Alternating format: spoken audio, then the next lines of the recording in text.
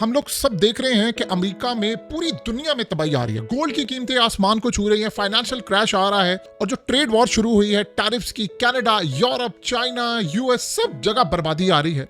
लेकिन जो financial crash के बारे में अब इस शख्स ने बताया है, जो रिसेंटली जो ट्रंप ने किया है, और उसके बाद ये जो शख्स आपकी स्क्रीन पर आ रहा है, रॉबर्ट कियोसाकी, आप इसको जानते हैं, रिच डैड पुअर डैड की जो बुक थी, ऑथर था, उसने पूरी दुनिया में जो तहलका मचाया और जो एडवाइस देता है अमीर होने के लिए, यानी फाइनेंशियल एक्सपर्ट है, एंटरप्रेन्योर है और बहुत बड़ा बिजनेसमैन है। और इसने जो अब हो रहा है 2025 के अंदर, इसने 2011 से ये कहना शुरू किया था कि 1929 से बहुत बड़ा डिप्रेशन और फाइनेंशियल क्रैश अगले 10-12 साल में आने वाला है। और एग्जैक्टली 13 साल के बाद अभी आ रहा है। इसने जो कहा है उससे आपको अंदाजा होगा कि जो अमेरिका में अब तबाही आने वाली है, ये सारे यहां पर यानी कब्र में पहुंच जाएंगे, इतनी बड़ी तबाही आ रही है। और इस सूरत हाल में जो लिस्ट डोनाल्ड ट्रंप की जानिब से अब जारी होने वाली है, उसको न्यूयॉर्क टाइम्स ने रिलीज कर दिया है, जिसमें बड़े ममालिक पर पाबंदियां हैं और सबसे बढ़कर उसमें पाकिस्तान को जो ऐड उन्होंने कर दिया है ऑरेंज लिस्ट के अंदर। इस क्रैश का पाकिस्तान समेत बाकी ममालिक के साथ ताल्लुक है और ट्रंप के क्या प्लान्स हैं और ये फाइनेंशियल क्रैश किस तरह आ रहा है कि उन्होंने उससे पहले पाबंदियां ऐड करने जा रहे हैं। ये सबसे पहले आप समझ लें कि ये लिस्ट होती क्या है।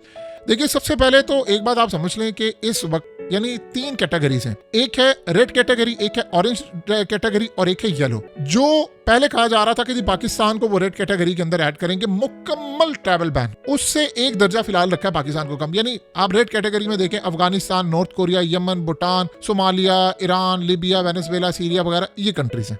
अब इनको कतन किसी सूरत में, चाहे कोई बिजनेसमैन हो, चाहे कोई शख्स हो, अमेरिका में दाखिले पर पाबंदी। और ये अमेरिका से शुरू होगा, ये पूरी दुनिया के कई ममालिक तक किया जाएगा मामला। यानी एक जगह से जब होता है तो कई ममालिक, खाली ऐसा नहीं है। पाकिस्तान ने पहले आना था इस लिस्ट में, जो कि इस वक्त रिपोर्ट हुआ, लेकिन अब ये सामने आया कि पाकिस्तान को ऑरेंज लिस्ट में डाला है, जिसमें बेलारूस है, म्यांमार है और साउथ सूडान है, रशिया भी इसमें शामिल है और पाकिस्तान है। अब जब तक जाहिर सी बात है रशिया की जंग खत्म नहीं होती, तब तक तो ये पाबंदी रहेगी। रशिया के लिए कोई मुश्किल नहीं है, वो दुनिया भर में जा सकते हैं, लेकिन उनके पासपोर्ट पर वीजा फ्री कंट्रीज बहुत ज्यादा। लेकिन जैसे ही जंग खत्म होगी, ये पाबंदियों से हट जाएगी। और इसमें पाकिस्तान का नाम आगे चलकर बात करते हैं ऑरेंज लिस्ट क्या होती है। फिर है येलो।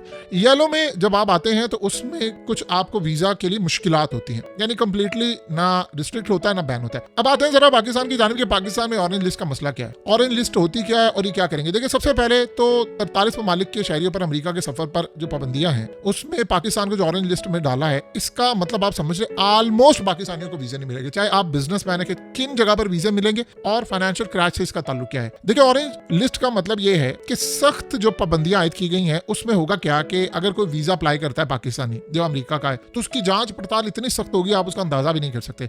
यानी इजाफी सिक्योरिटी चेक्स आपको बताना पड़ेगा, आपका बैकग्राउंड क्या है, और इसमें पॉसिबिलिटी है कि 2-3 साल भी लग जाए वीजा के लिए, क्योंकि अमेरिका का जो वीजा होता है फिर मल्टीपल एंट्री होता है कई साल का।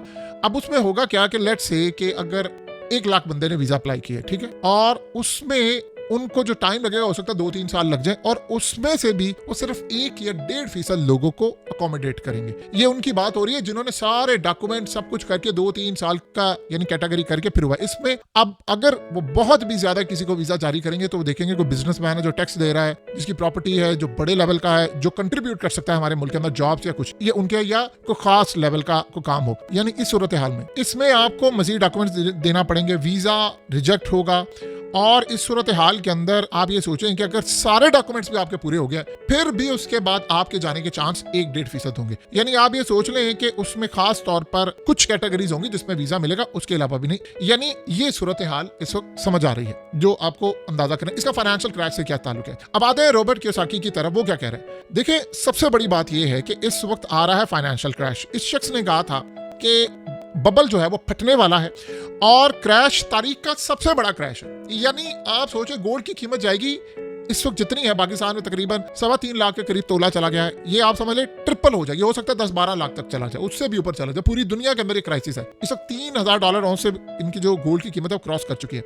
जर्मनी, जापान, अमेरिका इस वक्त तैयार है, बबल फटने वाला है, ये सारे ममालिक लपेट में आएंगे और इस सूरत हाल के अंदर ये सबसे बड़ा क्रैश होने वाला है। इतना बड़ा क्रैश होगा कि आप ये सोचें कि उसमें जॉब्स जाएंगी, उसमें जॉब्स के साथ साथ तबाही होगी, यानी लोग पैनिक में आ जाएंगे, इन्वेस्टर्स पैसा निकालेगा, स्टॉक मार्केट बदतरीन सतह पर आ जाएगी, रिकवरी का पता नहीं होगा। और ये आपस की जो टैरिफ की लड़ाइयां हैं, इसमें टेस्ला से आप शुरू हो जाएं, आप माइक्रोसॉफ्ट, एप्पल, आप तमाम कंपनियों तक चले जाएं, सारे डिक्लाइन की तरफ है। अब ट्रंप को जब ये सीईओस ने बुलाकर कहा था कि जरा आप ये टैरिफ क्यों लगा रहे हैं, हमारे ऊपर वो टैरिफ लगाते हैं, मजीद तबाह हो रहे हैं, तो उसने कहा था ये मुश्किल वक्त आपको फेस करना पड़ेगा, इससे हम निकल जाएंगे, फिर आगे जाएंगे। अब इस सूरत हाल के अंदर जो सबसे बड़ा मसला ये है कि वो है जॉब्स जाने वाली है लोगों की। जब जॉब्स जाती हैं तो उसके बाद अपने मुल्क के लोगों को पहले जॉब्स देना होता है, बैरूनी ममालिक से आने वाले लोगों को रिस्ट्रिक्ट करना है। पहले ट्रंप ने इलीगल लोगों को निकाला, अब वो लीगल लोगों को भी कह रहे हैं कि उनकी बजाय मैं अपने लोगों को जॉब्स दूं।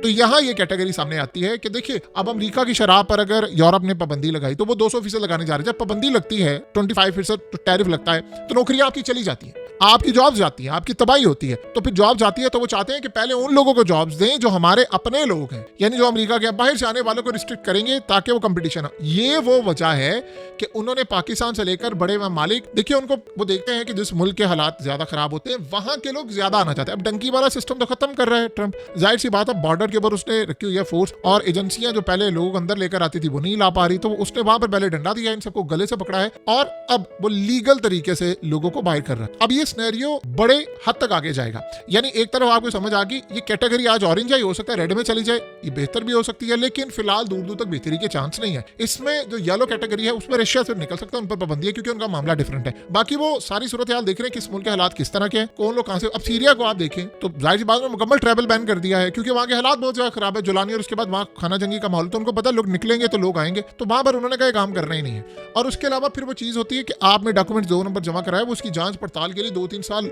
लेंगे, यानी वीजे के ये मामला था। यानी आप ये सोचो लास्ट टाइम जो वर्ल्ड कप हुआ, अब पाकिस्तानी गए थे वीजा लेने के लिए, नेक्स्ट कोई वर्ल्ड कप कोई इवेंट होगा हमें वीजा नहीं मिलेगा, इंडियंस को मिल जाएगा, और इसके अलावा श्रीलंकन्स को भी मिल जाएगा, लेकिन हमें नहीं मिलेगा। तो इस सूरत हाल के अंदर जो क्रैश आ रहा है ये इतना खतरनाक क्रैश है कि इसमें सारे अपना पैसा निकाल रहे हैं, कहां से, हाउसिंग सोसाइटी से, स्टॉक से, कंपनीज बंद होंगी, बैंकरप्ट हो गए, और ये सारे खरीदेंगे गोल्ड, सिल्वर, बिटकॉइंस, और इंतजार करेंगे। जो रॉबर्ट कियोसाकी ने भी कहा कि मार्केट की जो वैल्यू है, जो चीज आज 100 रुपए की, अगर एक घर 100 रुपए का है वो 30 रुपए का हो जाएगा, 25 का हो जाएगा, तो वो तब खरीदेंगे और उसको होल्ड करेंगे 4-5 साल। स्टॉक्स जो जमीन बोस हो जाएंगे उनको 4-5 साल का वेट करना पड़ेगा। ये बिलियनर्स की स्ट्रेटजी होती है। तो इस सूरत हाल में जब अमेरिका में डिप्रेशन होता है, जॉब्स जाती हैं, लोग बुरी तरह तबाही का शिकार होते हैं, तो वहां पर ट्रंप को नजर आ रहा है कि यार ये काम होने जा रहा है, तो उसने रिस्ट्रिक्ट कर दिया है पूरी दुनिया के अंदर। ये फाइनेंशियल क्रैश इतना खतरनाक है, इतना खतरनाक है कि अमेरिका से शुरू होगा,